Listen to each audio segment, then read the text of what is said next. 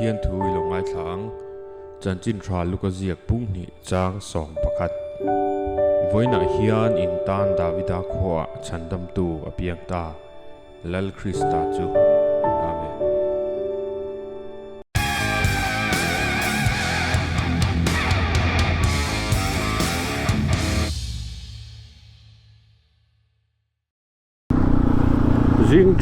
zing thau le hey dar nga le mi so pasare ni to a voin chu jampai kan right don ma se ami main road ni lawa in mani khwa khoi kha min kol pui do na u chanan wa chana chak chuak khan chak chuak pani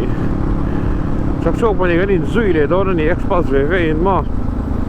so ta sem pok rong tra na hanin na ke la kan dia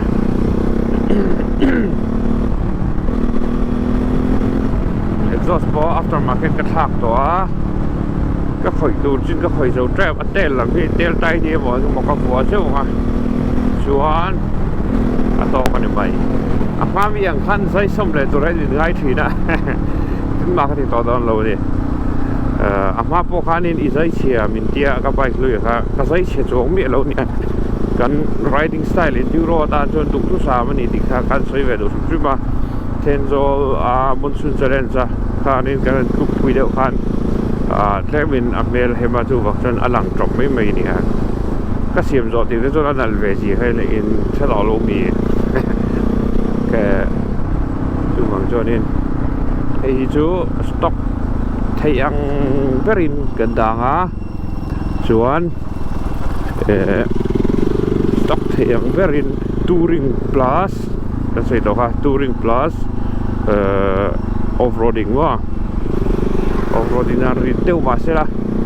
chet pon kan tum lo ga ni mai ma kan bike nei mil zeli ga ni den ja sa ni mai ha tu cycle da cycle liap pui va par ma karabu chu tieng vel don kan kal tu ra ka rin nga ya arsan na dang om lo chuan chu kan plan na ni a zana hole hal kan tum ani lại lưu trục lối mà trục để mấy chỗ này khá tôi rồi lắng sêu không trong tay na trăng in cần chuộc tại mà mình cứ sao sao là chú anh ta này langer ngõ kia ra là thiếu thằng nhân sinh thì tụi này ngay in bị xế là uap trap ni zingkar mani se dan mani loka tam di la parai ta rai kong rong tu ajin chai traffic to tu bang jong ke fang sai tual pel ve rang in bu mal te in recording chu kan ti don ni wa ngai chup la reng an ti len reng kha a ho tat man chan deu zung chan deu por ngai sia chú cái rồi đi report nó cái này dar ngay là liria ta trong trái nó gần chuột sao này treo chú mà khát phét mà hay sẽ linh gần bền đó mà liria đi làm gần phân mẹ cái hay treo chú khát phét cái này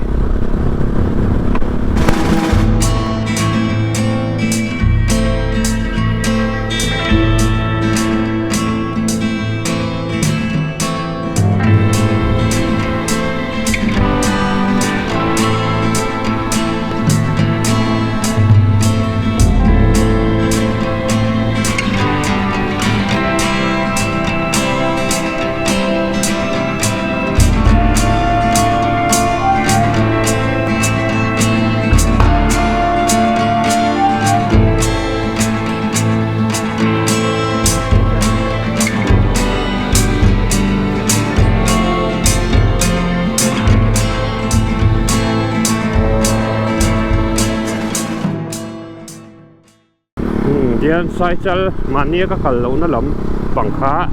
kan pan ta ka lo wat lan phei vak me hela ma hen video en to chuan in bu thong kong kha in la tha taw hen helai chi ka sia ka tiat lan full về ngó ta trầm đi lâu lắm đấy khá lâu này chứ cho nên cái cycle moorland thì thế mà nghe khá sấy đấy khá làm sai thì cái ngay lâu đi new top này màกันเทียนคุณต้องกันเทียนเท่าสิเลยแล้วก็งี้กันตีโดนดิ Hello guys, I welcome you to my channel again. Now today we are as Expulse Boys, that is Sarchana Taksua. He also have a YouTube channel. I'll put a link in the description and in the I button also. Go and watch him or to go and check him out. He's a geologist who is also love to ride. He's a geologist rider. He loves to off-road, he loves trail riding. Today we both are on Expulse 200. He have the Pro version, which have the rally suspension, rally fork, etc. So, and I am in the standard version, 204V. We are heading towards Champhai in the eastern part of Mizoram, near the border of Burma. So, but we are not on the highway. We are taking a detour around that highway, and we're going to explore some villages and some, and also we are going to pass through Moorland National Park. There's a national park in this road leading to Champhai. That's what we're going to do. Hope you enjoy the ride and hope you visit Mizoram soon. If you want to visit Mizoram and you don't have any relatives, friends, etc., feel free to contact me on my Instagram, Lushai Rider Official. Okay, just contact me and I think I can help you out. There is a lot of place to off-road or trail riding, something like that. I would love to ride with you. Okay, that's what I want to let you know. So let's keep on riding. The current path that we are on, it's also new to me. I haven't visited this side of Mizoram also, so everything is new to me. And this is Mizoram. This is Mizoram because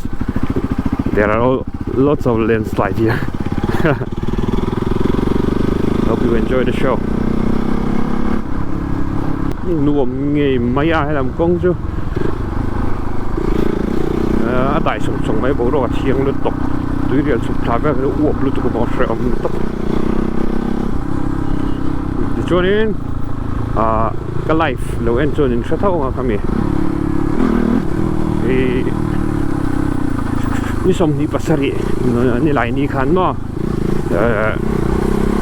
Mizoram Tourism Department, Mizoram Government of Mizoram in best blogger mo anh nghe mình khan gì title khá thui đấy khá tạ han Loman Pathum na mit pe lâu mà mặc cái tour em ni boxi rồi anh tiên off road amar tour về dạo thủy na tour phải chứ mà sẽ off road thì cần chỉ tập dọc thủy na vắng nha mà sẽ mà khóc mày thì khăn mi lâu sẽ về mi còn cổ là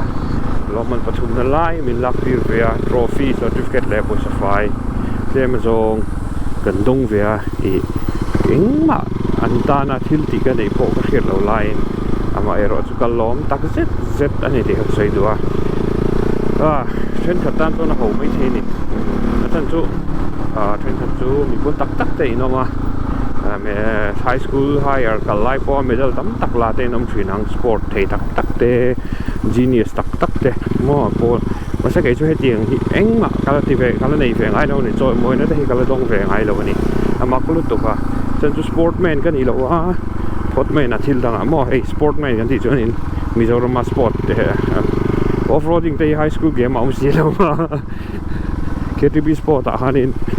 stunt riding tại ông xí đâu cho nên em sport gần tí cho nên sẽ tiệm mà athletic sport lampang che engma ka ti ve fa kai lo wa hene tin ka lai kha zir lai pakhat na pani na ka ni ve ngai bok si lo wa top lampang lai hol te ka ni thina le kha thiam thei lu tu ka ni big si lo wa kang le khan eng ma medal ti te mo engma ka dong ngai lo wa mai ro so hi tu na hi ni Mizoram Tourism Department meu in ti hanga min han recognize ve himin travel hi lo mom ka ti lu tu ka ta ni na lu tu ka tu soi tu tourism chunga po tourism department chu po ka lom tak se tin ka thian te min lo tu sak tu min lo nominate tu te po no ma travel ka ri ka lom tak se ta di zara ke ni channel te lu an lo travel hi mak ka ti ka lom tak meu wa Amoi hero pon min promote ne mo de kan mi Amoi hero indian min mang ta min promote ne me ma chu wang de opportunity ka ke ten tran ro na in tran ro na mo subscriber le viewers te a big takin ka khan ye wangin lom tu ka soi tak me ani live ta box soi to a tu na video kal tlang kar soi le ani subscriber le viewer te song wangin he din thai ka ni ti kha kan soi dua lom tu ka sil tak me cheu ani ti kha kan soi le lok ani kong hi athala tuk lo ma se expert cho ka di hadi expert cho joy moi na ang ti ka don vet om chuna chu man ku ma best conductor tang nuam ke ripin ni jai pol ko ki sia kan ne best conductor am thang ve a Joan Amoi hero in premium customer min ni tira Joan to na tourism hi mai abak cho eng ma kha chen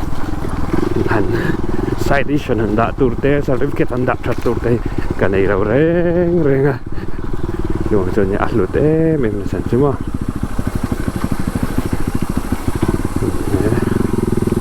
export store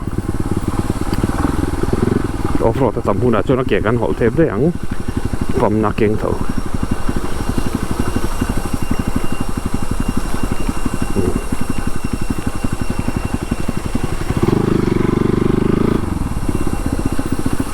kong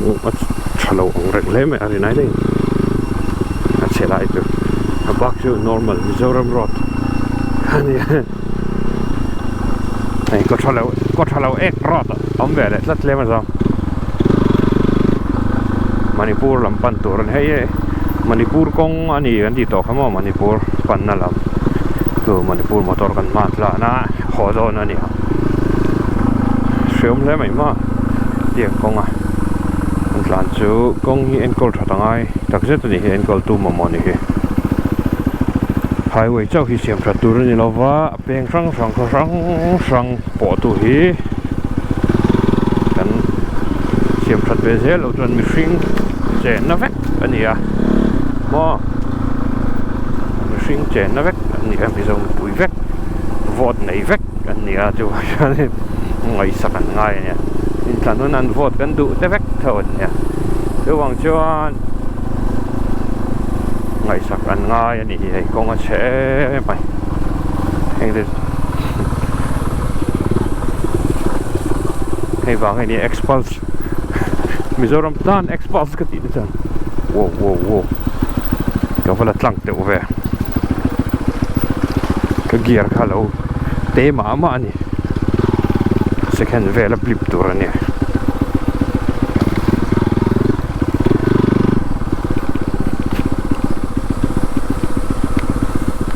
kongchia hetiang kongchia class manda na hi Daniela khan in ro request a kan soi thuak anga aman dan sanom lo normal hey dan pa yang hen ka mang mai ma ro chu two finger clutch in ka da ka ti ka chu clutch lever ka gel chan chu two fingers in clutch ka khoya ka meta chuan three fingers in handlebar ka hum mo chuan second gear in to nang ka da ta ne hey diang kong chia kana ka met fula chuan hetiang hand engine brake te ka mang turin ka tha ka met lum le a half clutch variant yang ka ti zewa pesewa power pesewa ka met lum le ha zele kong chia chuan sa chu power pack char chuan a lo ma chuan brake pang ai mang lovin engine brake yan man zo ngai a chuan power ka pele zo metlum le a power pele zo metlum le a kani han ana la phei chuan chu ngai thina ni chan chu continuous power pack chuan a throttle kha accelerator khai lo rev chu theya khatinga khanin a ke wheel throt don amo wheel throt ai le top don ani kong pui diak vel po kluan tam thine me ma tiang wang ni hai tian na lo teng ka tia ka down le lo ka engine brake ka pang le a ni anda ka metlum le a neutral thong ka dari lo ni chan chu gear a po chu angai thut changin gear thak chung te kha ari thian jan full in ka khal lo thong phim ani full in ka tha lo thong phim ani te ma metlum la ka se ki khan chu a chiang to ke mo ka ro a full clutch in ka thang ai lo jen fully engage in kong chia le na la chuan kan tingai lo ni metlum tha metlum ka teng khan ani de ngar ni clutch hi me in play ngai ni tan chak don lo chuan ma chu ka ti da ni mo tur ni tiam lo wa ke ma na ka ti dan ka man thiam dan ka soi ni chu ka se phatang kong chia lo chu ron tiang vek lo me ngo che ta wat ti chu kan mi thla thiam thoin ka ri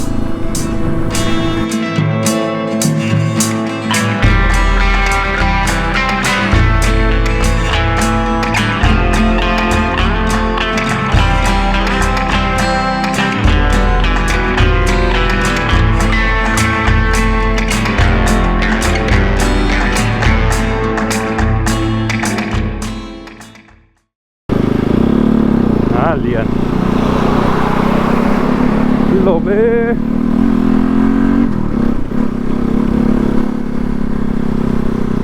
cái tiền có phải motor liền anh tan rẻ ngay box gì à vùng ra mà anh này về box gì à không phải sao chuyển khớp máy không bị bụi tới bọn không phải sao truck driver nó vùng ra pur tem lấy lấy không phải sao cả là vùng công te khamo nili zan li kan riak to an ti mai nia ru ha ani ru hin na phong thin ani au sa ten hau sa thura ara thei ngai na thei kluk mai ni kan ram hi jo a sa ka ni hi anget na sa to ni hi pan chi ni ta se nai na sa dang tu nge ron tuam dam don ni kan ram na kan ram dam lo hi tu nge ron tuam dam don ni thalai phing le kha thiam thar jok te i ron pen chho bu ne i ron pen chho bu ne te ro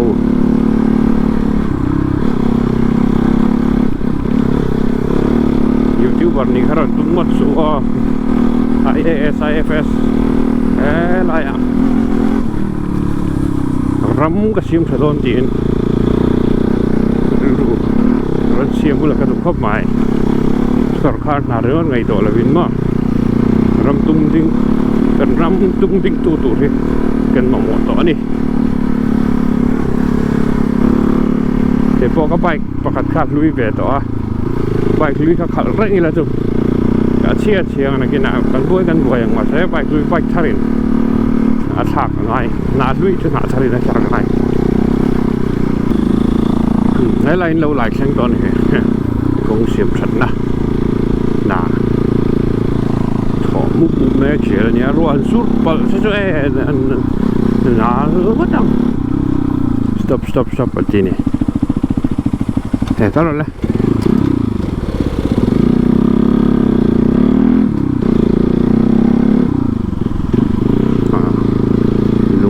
lung mình sâu phải tractor bulldozer này hả sao vậy lại sao đó lẽ bèo nghe những công chúng còn xem đó này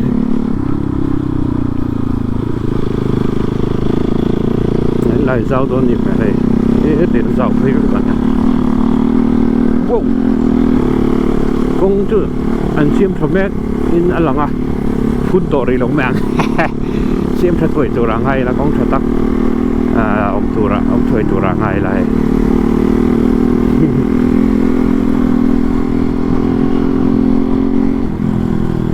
kong hi tha se chu Mizoram po hi mun la tak vak ki om don lo ani kong a that lo hianin ai kim tan chu hi ria kong a that chuan kanin top o zum zum nga ma son na de po tu na hena zone ni zong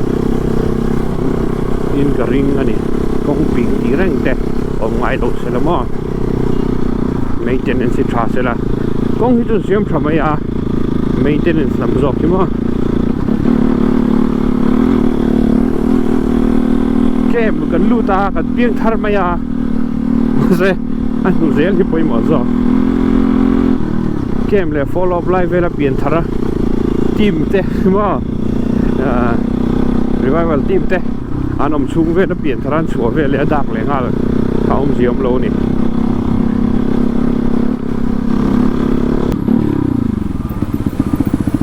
a bucket lens sa pui le ve ma polian ups ups ups ups ups kan ma zo la so cycle khom mani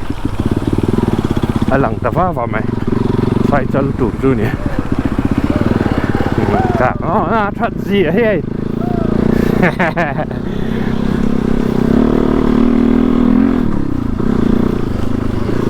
is this cycle a cycle for cycle village. Now we have reached cycle village, and by the way guys, I want to let you know that this is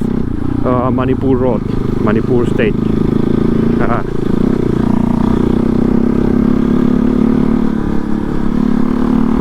And it's under construction, so I think maybe in a year or two there will be a very good highway. Now let us see the cycle village. Okay, hey cycle khua ni a ko vai khat kal na ani ko vai khat kal na ani han wom khop mai jing chang kon cycle Trinh trăng còn sai cho lại hiện thị lì thì em mini thiền tê em món này em mini servicing around Petava by 511 km gần Atlanta km sông cố bọc cố để point riết này thì tùy đâu không mày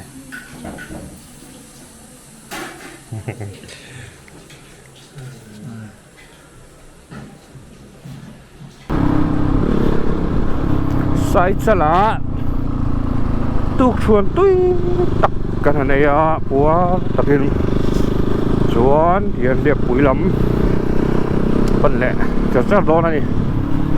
nuam khop pai ka pai khat kal na vek ta le so kok na sa a chan ne la suin lo e do ne thu soi sa nge niang chala sak chuak ti kha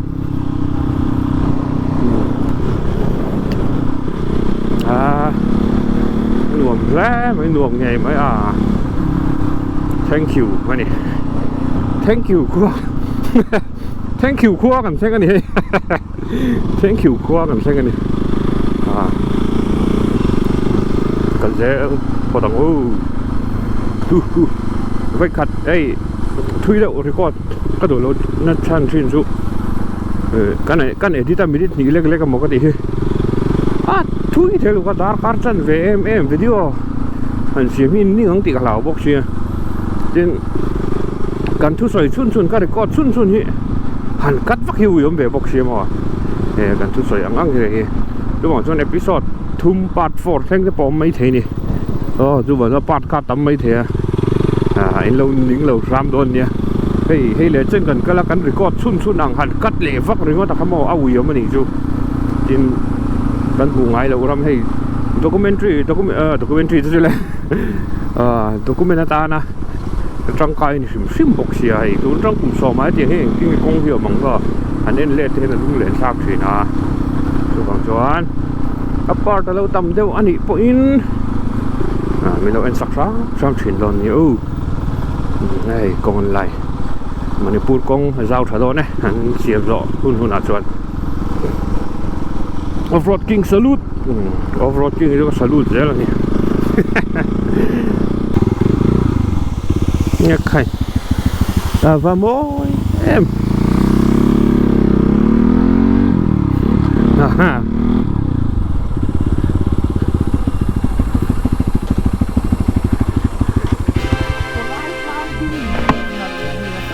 Chứ là